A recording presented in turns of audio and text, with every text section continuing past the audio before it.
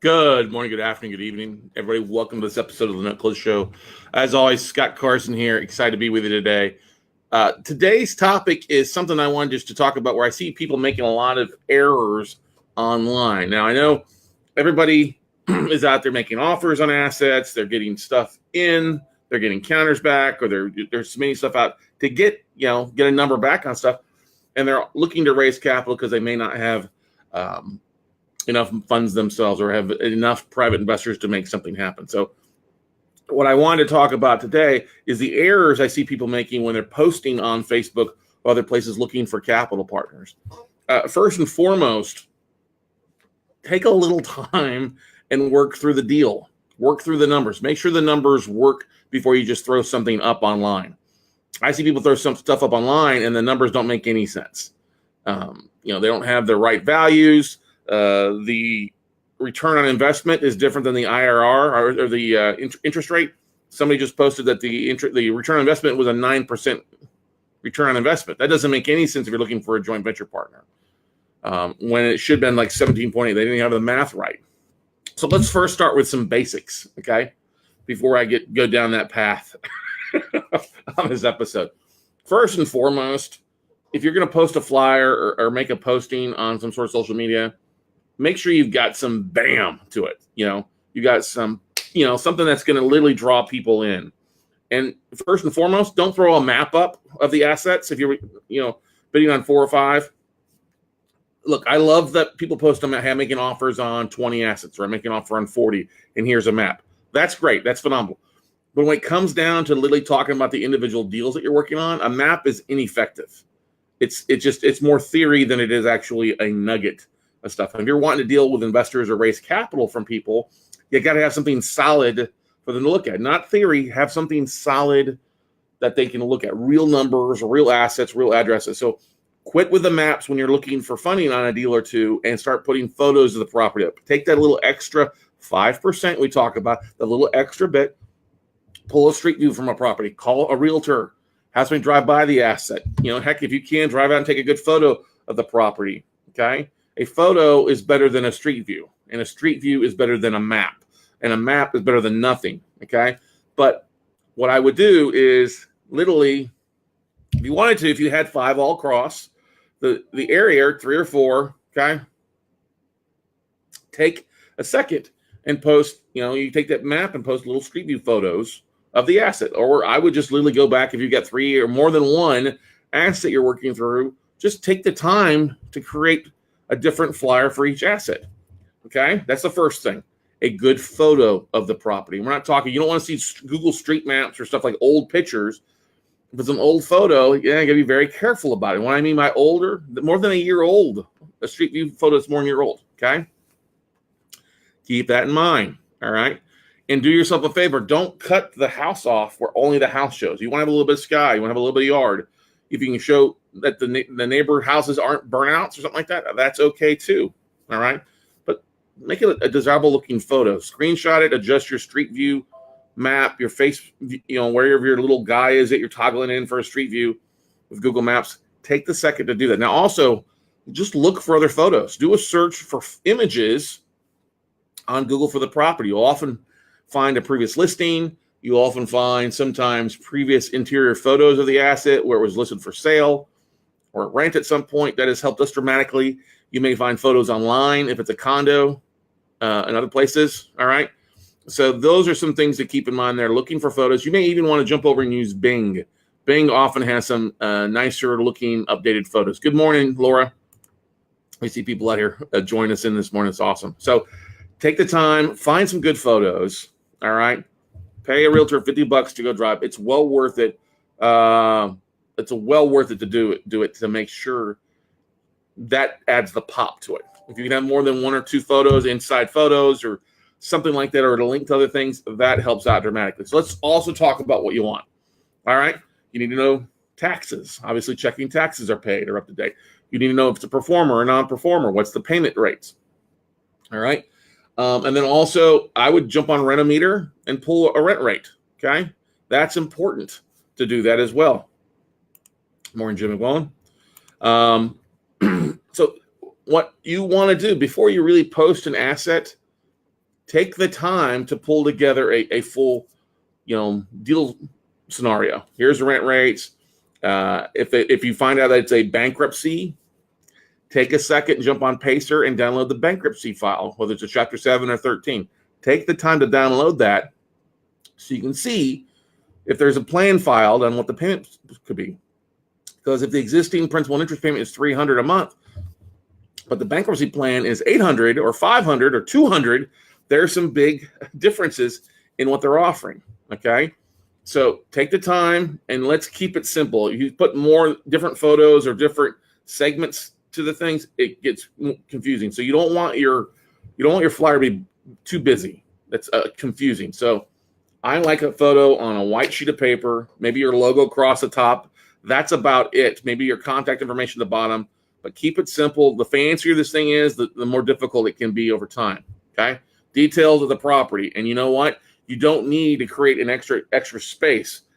3, 2, 1,200 square foot. It's perfect. You don't need to have three bedrooms, 1 bath, 12 square foot. Just keep those simple. Those are simple information pieces that you can put into one little line or 2 lines. Don't make it 4 lines. Don't fill space in just because you need to fill space. All right. And also, if you're doing it on a PowerPoint slide, which a lot of people are using, that's nothing wrong with it. All PowerPoint slides are a great way to kind of organize, especially if you're going to do a lunch and learn or something like that out to your database afterwards. Keep the font at least 30 points, 30-point font, 5 or 6 bullet points. It's okay to have 1 or 2 slides as well. So talk about, existing amount. You may want to throw a total payoff in there. Last payment made is a good point for non-performing notes or contract for deeds. Listed if it's a contract for deed or a first lien. Last payment made, payment amount, maybe if they've made some payments in the last 12 months, show that in there. That's owner occupied, power's on.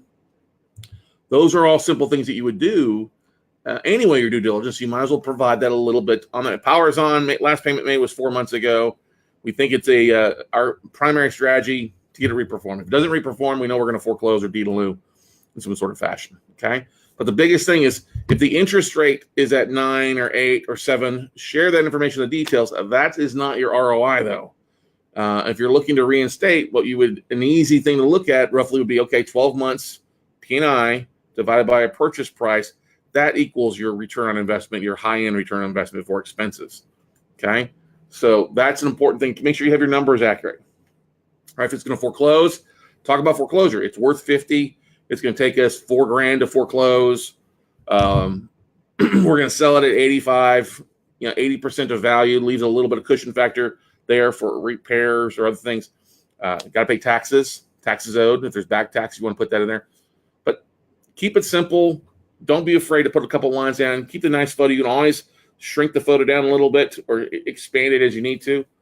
And have other information, rent rates. Literally, I've taken screenshots of the rental meter and thrown that in there on a page. I've pulled, if you've got comps coming from a realtor, you could literally get that box, literally, if it's on a PDF or print screen it to a PDF, save that so it shows comps days on market.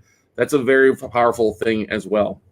So never, ever, ever say guaranteed rate, okay? You may want to say estimated return on investment. Don't say actual ROI. Say, looking for funding partners, looking for help. I would not say looking for private investors, looking for funding partners. It's fine, but don't say guaranteed. Don't say safe. Those are things you never say. You may want to put a disclosure. This is in real estate at the bottom in fine print or a little dot. Those are some things that help with your flyers. But literally everybody, I see people out there putting crappy photos. They put something that just is too scrunched in. The property doesn't look good. Look, take that. They can do a little bit extra 5% on your flyers. And if you need to, have somebody look at it before you post it. A lot of people are posting stuff and nobody's ever looking at it, and there's blatant errors on the postings. And so hey, shoot me a message. Show me a message on Facebook. Hey, can you take a look at this, Scott, before I post it? Yeah, glad to. Who wouldn't be glad to help out? We can save a lot of time, a lot of space for people if they just reach out and, hey, take a look at this for me or somebody else. Those are the important things to keep in mind. So I want to open it up for those that are watching on Facebook Live out there. If you have any questions or comments about any of the flyers that you think about posting or things like that. Now, A really great product to use, I should say, a website to use to help you kind of spice up or help you clean up is Canva. Canva.com is a great website that you can import things in. You can make the fonts look really nice. It can help you adjust it. It can help you center the document or the wording. That's really, really important on there. Make it look nice. Take a second or two. I've seen some people take I know Laura's been doing this with some of her photos or images and importing in the photo of the property and fading it all the way back so it's a background image of the property. That's pretty cool looking. It's really kind of cool looking. We've done that in the past, and that's worked out pretty well. It adds a little bit of spice to it. Just share the information of what's going on in the asset. Look, hey, this non-performer, we can pick it up at 25. Payments are $485 a month. They've made payments, 3 payments out of the last 6 months. We think it's going to be a reperform and go from there. Okay. Laura says, I was thinking of taking sample flyers to the expo. I don't think that's a bad idea. I think it's a smart idea, actually, Laura, as you're out talking with people on some of the deals that you did. And actually, Laura, I think if you wouldn't mind, shoot me. I sent an email out this morning to the mastermind members. You're a mastermind member on some case studies that you've gotten some stuff modified or reinstated recently. So why don't you shoot me over and get rock and rolling? And Laura, Susan says, yes, Laura, that's a great idea. I agree. It's a great idea to take some sample flyers when you're out networking, whether it's to a networking event, a meetup group, an expo. Very, very good idea. I would totally agree to that. Just gives you an idea, a little extra added credibility as you're out talking with people. Hey, I got some deals. Here's some of the deals that we're working on. One of the things that we've done in the past is as we've gone out and been a vendor or a sponsored event, we had flyers. We had our executive summary on one side and just, some 9 pictures of assets we had just closed on. That's another sample. Just closed with the short numbers. Worth 50, pick it up at 12. Those are some of the things that would be really good to do if you're doing multiple deals, because there's a lot of people out there that are not doing deals, not pulling the trigger, which means you've got extra added value coming into a situation, coming into an event where you're doing deals, and you got some sample deals that you've done. Here's the type of deals that we're doing. Here's a couple deals that we're working on. All right. Those are some things that are extremely helpful for you. So good photos, clear information outlined on the asset, and know your numbers. Know your numbers. What's the wow? Is it that you're picking the asset up at 50% of value, or you pick it up at 40% of value, or that it's a 25% potential ROI? That's the thing you may want to put in there. Potential ROI. There's no guaranteed ROI in this business because we know case studies can come and go, or deals can have different twists and turns of the deal. So potential ROI is a safe thing. No guaranteed on return, but potential ROI on some things. So keep that in mind and look at what are you offering? Why is it attractive? If it's below a 20% return and you're splitting ROI with somebody where they're getting less than 10% return, that's not really a desirable deal. The better desirable deal that would maybe be to foreclose on the asset. But it's also if it's occupied or vacant. How far behind are they? Those are those are critical keys when you're looking at an asset. And when you're looking at a deal sheet, when I see stuff, I'm like, does that make sense? It doesn't make sense. All right. If it doesn't make sense, then don't post it. Kill the deal and move on. Don't do a skinny deal just to do a deal. I know some people get excited about wanting to pull a trigger before something happens, or they have, as we call it, OTSC syndrome. Okay. I'll post that on there. What does that mean? What does OTSC symbol mean? Here. Oh, that's so cute. Is what that stands for. Was what OTSC syndrome stands for. Okay. Oh, that's so cute. Yeah. Don't fall in love. I'm gonna do that because it's such a cute little property. It's awesome. Don't fall for that trick of OTSC syndrome. Work on the numbers, but make sure the numbers make sense. And also, if it's share something that's be excitable. If the numbers don't excite you, it's not going to excite somebody else. Okay. If the numbers don't excite you, they're not going to excite somebody else. Okay. That's one of the biggest keys I could tell you guys out there when you're posting or marketing. Before you post a flyer, if it's not attractive to you, it's not attractive to somebody else. hey, picking up this asset, it's below 50% of market value, or it's in Florida, or it's in a nice area. Add a little bam to it, add a little spice to it. It goes a long way in helping you raise capital for things. Questions, comments, concerns from anybody out there?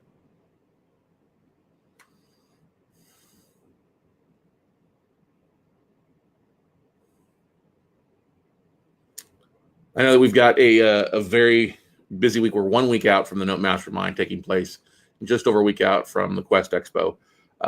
Two big back-to-back events. Just excited. We're at just a little bit over capacity, I think. We always try to plan on having a little bit more than the room can hold, because people always end up kind of flaking off. Let me rephrase that. Flaking off is a very, very bad term. That's what I mean. Life happens. Something happens. They miss a flight. Flight gets canceled. Family situation. Last mastermind, we had 3 or 4 people that experienced deaths in the family.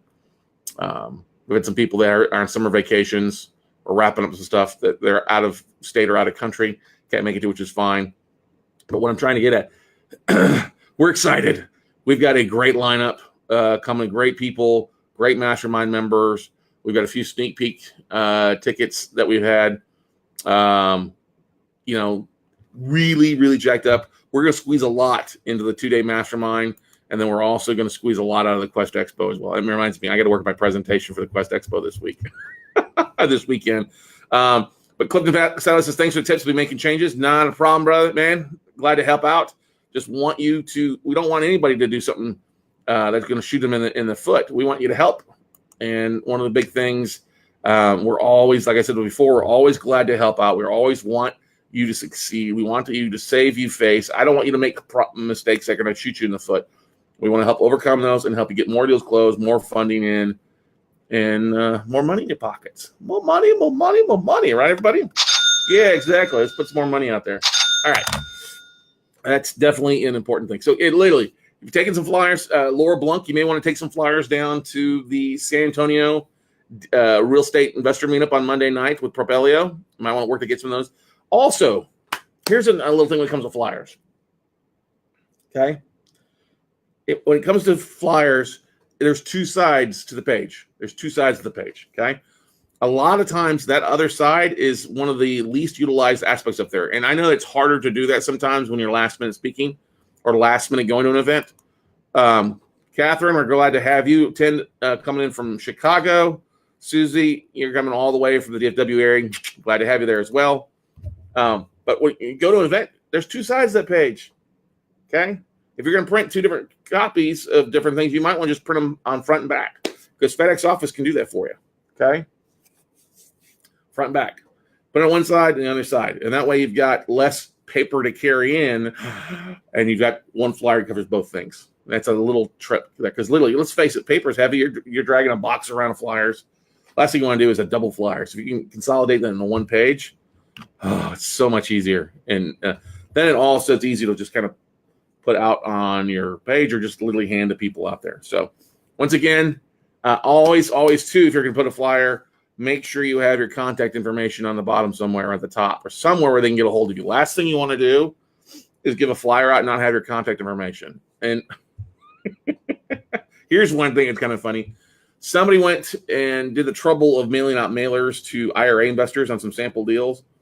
And they used the sample deals that we've provided at a workshop before, and they didn't remove my logo or my contact information. They just went and sent it out as is. And I'm like, wow, because the phone started ringing. People were getting the letters, and they were calling to invest with me, not with the person that mailed them out. Go!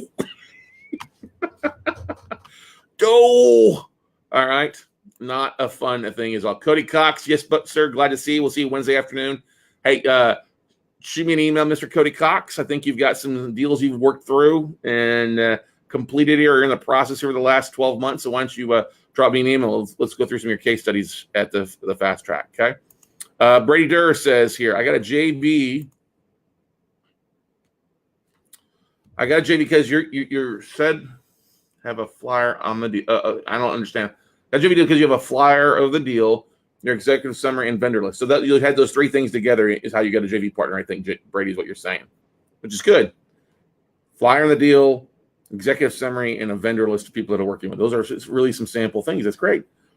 That's an easy thing. Flyer in the deal, a little, you could do a half-page executive summary and say, an image of some of your vendors below. That's a really cool little marketing piece. That's going to be very easy, 1-page, 2-page front and back sheet that you carry with you to the events. So good. Congratulations, Brady. Glad to hear that. You got a JV partner. That's awesome, man. So, but anyway, going back, guys, once again, if you're going to be posting something on some social media, have somebody take a look at it. Make sure you're not violating anything first. Make sure you have somebody take a look at it. Make sure it's clean. Make sure it's not confusing. I know it's easy to start getting into posting things. Oh, it looks fancy. I have all my different colors on there. But sometimes if you've got stuff if you end up having too much colors, make two blocks, too much information gets smushed down, you probably need to remove it or consolidate some of it to make it cleaner. Because like I said before, a confused mind is a mind that says no. And if your graphics look horrible, if it's pixelated, take the time, come back, relook at them, maybe recalibrate your pixels or recalibrate the photo so it looks clean. Last thing you want to do is send something out that looks like crap. All right? So Laura Blanc, like Brady Durr's idea. Yep, good idea. Completely great idea. So one of the great things about the upcoming Note Masterminds, we're going to have a big chunk of vendors coming in just to hang out, for a couple of days with our mastermind group. We've got Joel Markovitz. We've got Daniel Singer. We've got Shantae Duffy. We got Dickie Baldwin. We got Franco Baril. There's somebody else, Brett Bousquet, Lee Morgan. Hang on, I'm pulling up the list here. Boom, shakalaka. I'm excited. We got a couple of people coming in just to hang out. We got my buddy Jason Bibles coming up to hang out with us at the Note Mastermind. We got Mike Jordan joining us from Detroit, Michigan to come in. Both guys, great investors, bigger shops. Jordan's been we've had him on here before as a guest. He's coming to hang out with us. Excited about that. And then just some great people going to be joining us as well. We're just really, really, really excited about all the people we've got coming in for this Note Mastermind. So yeah, we're sitting at right at 60 plus. So anyway, guys, that is going to wrap it up for this episode of the Note Closer Show. Hopefully this is helpful. Like I said, if you have a flyer getting ready to post or a deal, feel free to email it to scott@weclosenotes.com. Email it to us. Send us a message on Facebook with it attached, and we can take a look at it as try to get to it as earliest as we can to help you. I know that many people are like, oh, I got a flyer, I want to post it. And you're often quick on the draw to get it posted without really looking at it. And trust me, the last thing you want to do is burn a bridge or post something that looks bad. And trust me, we all make mistakes. I am not mistake-free. We make mistakes in posting like, oh, there's a spelling error, or we forget the address. That happens, or our numbers get miscalculated. We've done that in a webinar too before. So don't feel embarrassed about it. Best thing I can tell you is you learn from your mistakes, and you'll learn more by making more mistakes. Okay, that's the fastest way to get to find success. Is the more mistakes you make, the faster you make them, the faster you correct them, and the more you learn from your mistakes means the faster and closer you'll be to success. So with that, go out, make something happen, and we look forward to seeing you all at the top. Bye, everybody.